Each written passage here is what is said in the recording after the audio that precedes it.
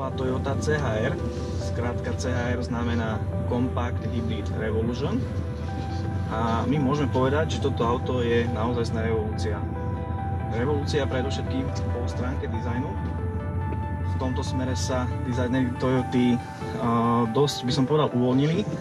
A keď niekto kritizoval Toyotu pre konzervatívny dizajn aut, tak pri modeli CHR určite zmení názor. Auto vyzerá veľmi zaujímavo zvonku, ale mne sa ešte viacej páči znútra.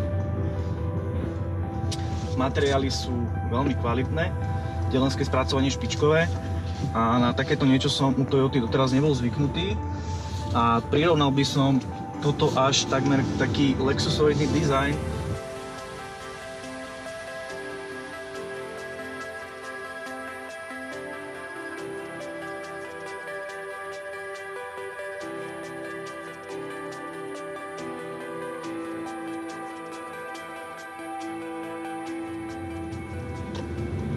Toyota CHR je dizajnovo veľmi zaujímavé auto a niekto by si mohol povedať, že je nepraktické, keď ho uvidí pre jeho línie a krivky. A na naše milé prekvapenie opak je však pravdou. Toto auto je okrem toho, že dobre vyzerá alebo zaujímavo vyzerá, taktiež veľmi praktické. Vzadu dostatočné miesto aj pre urastenejších pasažierov, samozrejme ideálne cestovať vo dvojici. A batožinový priestor ponúka taktiež veľmi slušnú kapacitu, čiže žiadne kompromisy. Okrem toho, že to auto skvele vyzerá, tak ponúka aj dostatočný životný priestor pre posadkový batožín. My testujeme verziu s turbomotorom 1,2 litra, výkon 114 koní, je to štvorvalec, ktorý tiež podľahol móde downsizingu, preto to máme 1,2 litra a tento motor poznáme napríklad z modelu Auris. Motoru nemám žiadne výčitky, jazdí pekne, funguje spoľahlivo, čiže v tomto smere to asi nebude žiadnym sklamaním. Čo by som chcel vyzdvihnúť, je podvozok. Veľmi komunikatívny, príjemný, dostatočne komfortný a pritom podrží aj pri športovejšej jazde. A myslím si, že podvozok je dimenzovaný tak, aby zvládol aj podstatne väčší výkon, ako je 114 koní, ktoré ponúka nami testovaná 1.2 turbo. Okrem tohto motora je v ponuke ešte hybridná verzia s tradičnou 1.8 benzínovou, ktorá sa kombinuje s elektromotorom. Naše vozidlo testované je predokolka, ale v ponuke je aj verzia s pohonom všetkých kolies s rovnakým motorom. Akurát je rozdiel, že tá sa kombinuje len s automatickou prevodovkou Multidrive S.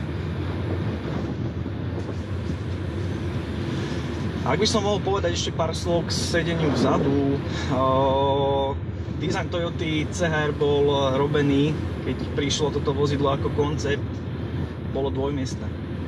A keď sa šlo do sériovej výroby, Toyota vozidlo prestávala celkom logicky na 5-miestne, teda pribudol druhý pár dverí a zadné dvere sú veľmi zaujímavo dizajnované. Je tam pomerne malá plocha skla, ktorá svojím spôsobom pôsobí jemne klaustrofobicky, ale na druhú stranu z hľadiska priestoru tam je všetko v poriadku, takže super. Stránka jazdných vlastností, ťažko niečo vyčítať, podvozok veľmi schopný, jednak komfortný a jednak sa nebráni dynamickej jazde, čiže toto Toyota robí vie.